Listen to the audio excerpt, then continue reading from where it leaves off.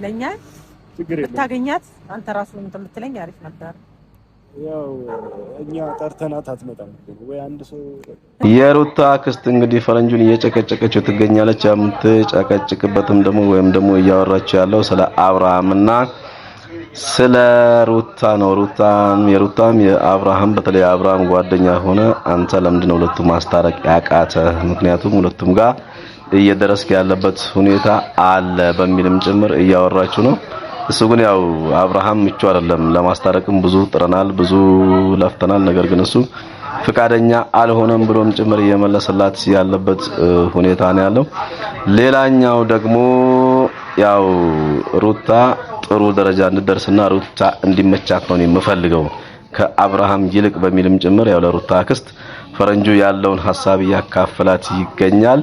ስለዚህ ዛሬ እንግዲህ በእነሱ ዙሪያ የተወሰነ ስራዎችን ይዘን ቀርበናል። ቤቱን ሰብስክራይብ ያላደረጋችሁ ሰብስክራይብ እንድታደርጉ፣ ላይክ ሼር እንዳይረሳ እያሳሰብን የፈረንጁንና የሩታን አክስት ውይይትና ንግግር የተወሰነ እንድታዳምጡት እንጋብዛለን። እንግዲህ የአብርሃምና የሩታ ትዳር ያው ወደ ተራራነት እየተቀየረ በጣም ሁሉም በየራሱ እየተነሳ የተለያየ ሐሳብና የተለያየ ነገሮችን እያወራረደ የሚኖርበት ሆኗል። ስለዚህ እስኪ ቀጣይ እንግዲህ የሩታ አክስት ፈረንጁን በመከረችው ልክ ከአብርሃም ጋር ታርቆ የአብርሃምን ትዳር ወደ አንድ ወይም ወደ ቀድሞ ወደ ነበረበት ይመልሳሉ የሚለው ነገር እንግዲህ በጋራ የምናየው ይሆናል።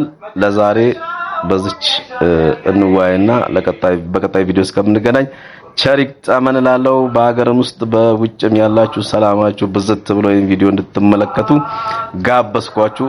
ቸሪክ ጣመን ለምንድን ነው የሚሆነው? እናንተስ በዚህ ልክ ለምንድን ነው እንደዚህ ማምጣት ያስፈልጋችሁ? ገና ናት እኮ ልጅቷ አልጠነከረችም ገና። አሁን ሌላ ጓደኛ ሳይሆን የሚያስፈልጋት እጮኛ ሳይሆን የሚያስፈልጋት ለሷ ጓደኛ ደግሞ እናንተ በቂ ናችሁ። እንደ ወንድምም እንደ ጓደኛ መሆን ትችላላችሁ። ገብተዋል? ሴት ጓደኛ አይደለም ያመጣችሁላት ወንድ ነው። ስለዚህ አያስፈልጋትም። ይኸውልሽ ገኒ ብዙ ሰው እያወራ ነው ከሄርሜላ ጋር የሆነ ነገር አላቸው፣ ከሄርሜላ ጋር ጓደኛ ናቸው፣ እሷ ነች ያመጣችሁ ምናምን እየተባለ ነውና በዚህ ጉዳይ ጭራሽ ማይታሰብ ነገር ነው ይሄ።